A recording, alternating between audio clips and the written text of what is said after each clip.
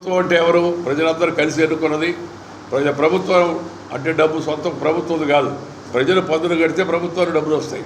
ఆ డబ్బుల్లో కొంత మంచి పనికి, ఇలాంటి పనులకి సమాజంలో ఉన్న పెద్దలను చూసుకోవడం కూడా మన కర్తవ్యం. ఇది నేనేమంటానంటే ఊరికినే ఇవ్వడం, అది ఇస్తున్నాం ఇది ఇస్తున్నాం అని ఊరికినే ఆడవాళ్ళందరూ బస్సులో తిరగండి. నాకైతే అర్థం కావడం లేదు. ఈ ఆడవాళ్ళందరూ బస్సులో తిరగాలనే ఆలోచన ఎవరు ఇచ్చారు? అంటే ఇంట్లో ఉండబడలేదా? తిరగడమేనా? ఫ్రీగా ఇస్తున్నారని ఇలాంటి కార్యక్రమాలు ఎందుకు పెడతారో నాకైతే తెలవదు. నేను రాజకీయాల్లో లేను, రాజకీయ నాయకుడి కాదు. ఒక ప్రభుత్వాన్ని విమర్శించాలని నా ఉద్దేశం కాదు. మా తాత చెప్తుండేవాడు, అరే ఎవరికి ఏది ఊరినా ఇవ్వకూడదు రాని, ఏదైనా కష్టపడి తెచ్చుకుంటే వాడికి దాంట్లో ఉండే సుఖం తెలుస్తుందని చెప్పారు. ఇంగ్లీష్లో ఒక సామెత ఉంది, చేపను పట్టేది నేర్పించు, చేపను ఫ్రీగా ఇవ్వద్దని. ఎందుకంటే చేపను ఫ్రీ మధ్యాహ్నం కొరవేని ఇస్తే సాయంత్రం బొచ్చు కావాలంటాడు, ఫ్రీగా ఇస్తున్నావు కదా అని చెప్పారు.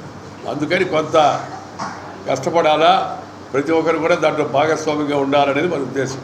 ప్రభుత్వం రోడ్లు, ప్రభుత్వం బస్సులు, ప్రభుత్వం హాస్పిటళ్ళు, ప్రభుత్వం స్కూల్లో టీచర్లు, ఆ తర్వాత ఇలాంటి మంచి కార్యక్రమాలకి సహాయం చేయడం. ఇప్పుడు పెద్దలు ఉన్నారు, వాళ్ళకి పిల్లలు ఎవరు చూసేవాళ్ళు లేనప్పుడు చూడాల్సిన బాధ్యత ప్రభుత్వం పని కూడా ఉంది. ఆ ప్రభుత్వాలు అలాంటి వాటికి ముందుకు వస్తే చాలా బాగుంటుందని చెప్పి నేను భావిస్తున్నాను. అది పెద్ద విషయం అనుకోండి. వ్యవస్థలో మార్పు రావాలా, దానికి ప్రజలందరూ కూడా కృషి చేయాల్సిన అవసరం ఎంతో ఉంది.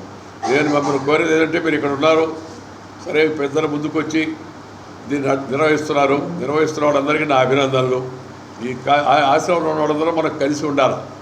కోరికలు రకరకాలుగా ఉంటాయి. మన వయసు తేడా, మన నేపథ్యం తేడా, మన కుటుంబాలు తేడా, అందుకని రకరకాల ఆలోచనలు ఉంటాయి. కానీ మనం అందరం ఉదయం ఉన్నాం కాబట్టి కలిసి ఎవరైతే